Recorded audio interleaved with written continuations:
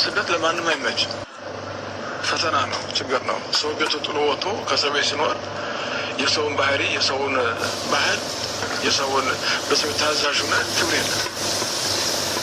ግን ከሆነም ላይ ቀር ደግሞ በዚህ ውስጥ እያሉ ከእነሱ ጋራ በመሳሕፍት በአባቶቻችን በትርጓሜ እንደተቀመጠው እግዚአብሔር ከኢትዮጵያውያን ጋር አብሮ ይገባል ብዬ አምናለሁ። የሚሄዱበት ቤት እንዲያውም ሰዎችም ጠይቃለሁ። በሀገራችን አንቺ ሙስሊም ነሽ፣ ኦርቶዶክስ ነሽ፣ ክርስቲያን ነሽ፣ ክርስቲያን ሲሆን ይወዷቸዋል፣ ይመርጧቸዋል። ይህ ላይ ነገር ይችላል። ክርስቲያኖች ቅድሚያ የሚሰጡት ለክርስቲያኖች ነው። ስደት ለማንም አይመችም። ፈተና ነው፣ ችግር ነው። አሁን ላይ አእምሮ የሚፈልገው ዝም ማለትን ነው። በቃ ጭጭ ማለት አለ አይደለ? ስለምንም ነገር አለማሰብ፣ ነገሮች ለምን እንደዚህ ሆኑ ብሎ አለመጠየቅን፣ ከአምላክ ጋርም ከሰው ጋርም ከራስ ጋርም ያለ ማውራት ዝግ ችሎት፣ የመድከም ጥግ፣ የመዛል ዳር፣ የመሰልቸት ጫፍ ላይ መድረስ፣ ነገር እያብሰለሰሉ በተወጉበት ስለት ራስን ያለ መገዝገዝ ውሳኔ። የሆነው አንዴ ሆኗል፣ የተፈጠረውም ተፈጥሯል። ወደኋላ መመለስ እንደማልችል እያወቁ ለምን በሀሳብ ራሴን እገላለሁ? አሁን ላይ አእምሮ የሚፈልገው ዝም ማለትን ነው። ባልጠብቅ አይዞሽ፣ አውቃለሁ ህልምሽና ኑሮሽ እንዳልተጣጣመ፣ ትቃናልኝ ያልሽው ዙሮ እንደጠመመ። ይሰማኛል እኮ ከዝምታሽ ጀርባ ጩኸት ማፈንሽን፣ ቀልድ እያወራሽ ቁም ነገር መራብሽን። ይገባኛል እኮ ከአቅሙ በላይ ሆድሽ መሸከሙን፣ ባልጠበቅሽው መንገድ ልብሽ መታመሙን። አውቃለሁ እንደ ሰለቸሽ ወደፊት መራመድ፣ እንደ መረረሽ በውሸት መጠመድ። አውቃለሁ እምነት ማጣትሽን ሰውም እንዳስጠላሽ፣ እንደ ተጠየፍሽው የሌላ ሰው እስኪመስልሽ ገላሽ። አውቃለሁ ጠዋት ማታ ጠፋች ላለመባል መንቀሳቀስሽን፣ ቀን ከሰው ጋር ስቀሽ ማታ ማልቀስሽን። አውቃለሁ በሰው ተከበሽ ሰው እንደ ተራብሽ ሰው እንደምትፈልጊ፣ ሰላም ብትመስይም አውቃለሁ ሁሌ እንደምትዘጊ። በግማሾች ልብ እምነት ማጣትሽን፣ በአስመሳዮች መንጋ መድማቱ ልብሽን። አውቃለሁ እንደ አበባ ማበብ ስትጀምሪ በሰው መቀጠፍሽን፣ ባቀረብሽው ሰው ሩቅ መገፋትሽን። አውቃለሁ በተስፋ ተንሳፈሽ መሬት መውደቅሽን፣ በሐዘን መለወጡ ፍልቅልቅ ሳቅሽን። አውቃለሁ የተደገፍሽው ሰው ጎትቶ እንደጣለሽ፣ የት ትደርሳለች ሲባል እቤት እንደቀረሽ።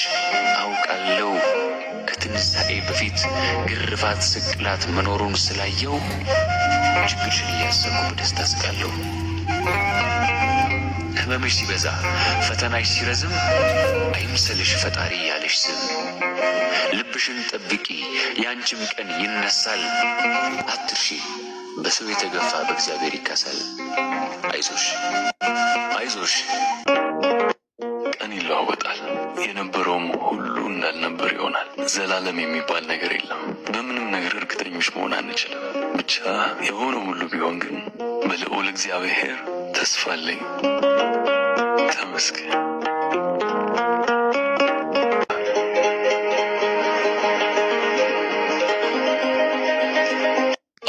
ቃላቶችን አሳምሮ ከሚያወራ ሰው ይልቅ ዝም ማለት የሚችል ሰው ያስደንቀኛል።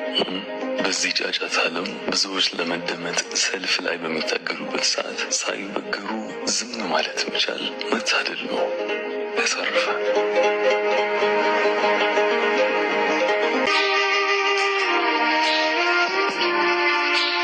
ምን ያህል ከባድ ነገር እንደሞከርክ፣ ምን ያህል እንደታመምክ፣ ምን ያህል ተስፋ እንዳጣ፣ ምን ያህል እንደደከመ የሚያውቅልህ ፈጣሪ ብቻ። እሱ ጥሎ አይጥልም። በርታል። መሰለኝ ከወዳጅ ጋር የሚያዘልቀው መቻል ነው መሰለኝ ከወዳጅ ጋር የሚያዘልቀው ማለፍ ነው መሰለኝ ሩቅ ድረስ የሚሸኘው ማመስገን ነው መሰለኝ በጎ ነገርን የሚጠራው እንጂማ እንደ ደከመን ብንተወው እንደ ከፋን በቃን ብንል እንዳየን ብንናገር እኛም እነሱም የኛ አይሆኑም ነበር። የሰው ልጅ ትልቁ ጥበብ ስላለፈው ዘመን ጸጉሩን መንጨት ሳይሆን ከዚህ ደቂቃ ጀምሮ ከዛ ካጠፋነው ነገር ጋር በሚሊዮን ማይል የሚራራቅ ዓለም መፍጠር መቻል ነው። በቃ አሁን ማድረግ እንችላለን። እሱን አሁን ተብሎ የሚቆጠርበት ሰዓት ላይ ራስን በራስ የመቅጣት እስር ቤት ማለት እኮ ሩገት ማለት ብድር ስላጣሁ ነው ምናምን ስላጣሁ ነው ምናምን። ይሄ ሁሉ ምክንያት ስነልቦናዊ ሞቅታ ይሰጣል እንጂ መፍትሄ አይሆንም። ሰዎች የነሱ በሄዱ ቁጥር የሰው እጸጽ ማየት እየተሳናቸው ነው የሚሄዱ። ዊዝደም በጣታችሁ ጫፍ ላይ ነው ያለው። ወዴት በኩል መሄድ እንዳለባችሁ፣ ምን ማሰብ እንዳለባችሁ፣ ምን መተው እንዳለባችሁ፣ ምን ማድረግ እንዳለባችሁ በደንብ ካዳመጥ ሁሉም መፍትሄ እኛ ጋር። ከዜና አታገኙትም፣ ከኢንተርኔት አታገኙትም። የእናንተን የግል ልዩ ሁኔታ ግምት ውስጥ አስገብቶ መልስ የሚሰጣችሁ ነገር አለ።